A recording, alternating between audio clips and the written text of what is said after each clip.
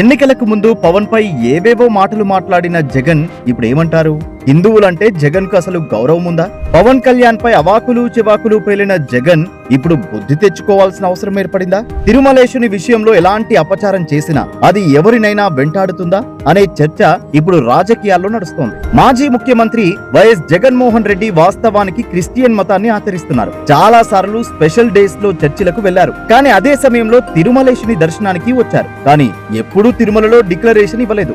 ఆ మాటకొస్తే అధికారంలో ఉన్నప్పుడు రాజ్యాధినేతగా తిరుమలకు రావచ్చు గాని డిక్లరేషన్ ఇస్తే తప్పేమీ లేదు. అలాగే అధికారం లేకపోయినా సరే డిక్లరేషన్ అనే మాటే ఎత్తలేదు. మొత్తం మీద ఈ విషయంలో తెలుగుదేశం పార్టీ నేతలు ఎన్నోసార్లు జగన్ వైఖరిని తప్పుబట్టారు. తిరుమలేశునిపై గౌరవం లేదా అని ప్రశ్నించారు. అదే సమయంలో పవన్ కళ్యాణ్ గురించి జగన్ చేయని వ్యాఖ్యలు లేదు. అతనికి 3 భార్యలని, 4వ భార్య విదేశీ అని ఎన్నికలకు ముందు పవన్ పై ఆడిపోసుకున్నారు. సరే, ఎన్నికలలో పవన్ గెలిచారు. ఇప్పుడు పవన్ కళ్యాణ్ సనాతనవాదాన్ని ప్రచారం చేస్తూ తిరుమలేశుని విషయంలో ఎక్కడా తప్పు చేయడం లేదు. తన 2 కుమార్తెలతో తిరుమల వచ్చినప్పుడు డిక్లరేషన్ పై సంతకాలు చేశారు. ఇప్పుడు పవన్ కళ్యాణ్ సతీమణి అన్నా కూడా డిక్లరేషన్ పై సంతకం చేసి తన భక్తిని, తిరుమలేశునిపై గౌరవాన్ని చాటుకున్నారు. వేకువజామున స్వామివారి సుప్రభాత సేవలో ఆమె పాల్గొన్నారు. దర్శనం అనంతరం అన్నాకు అర్చకులు శ్రీవారి తీర్థ ప్రసాదాలు అందజేశారు. తమ కుమారుడు మార్క్ శంకర్ పవనోవిచ్ ఇటీవల సింగపూర్ లోని పాఠశాలలో జరిగిన అగ్ని ప్రమాదంలో స్వల్ప గాయాలతో బయటపడడంతో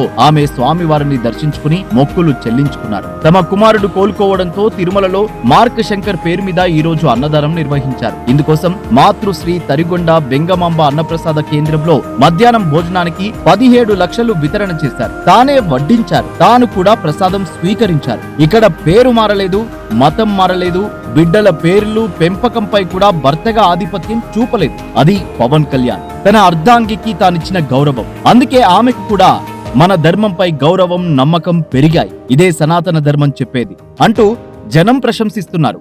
మరి ఇన్నాళ్ళు జగన్ చేసిందేమిటి? ఏనాడైనా డిక్లరేషన్ ఇచ్చారా? తన భార్య చేత ఇప్పించారా? పైగా టీటీడీ నిధులను కొల్లగొట్టే యత్నాలు జరిగాయని ఆరోపణలు మూటగట్టుకున్నారు. అందుకే దేవుడి జోలికి, గుడి జోలికి వెళితే మిగిలేది గుండు సున్నానే అని జనమూరికి అనలేదు. దేవుణ్ణి గౌరవించడం, 10 మందికి అన్నం పెట్టడం కంటే పరమార్థం ఇంకోటి లేదని అంటున్నారు.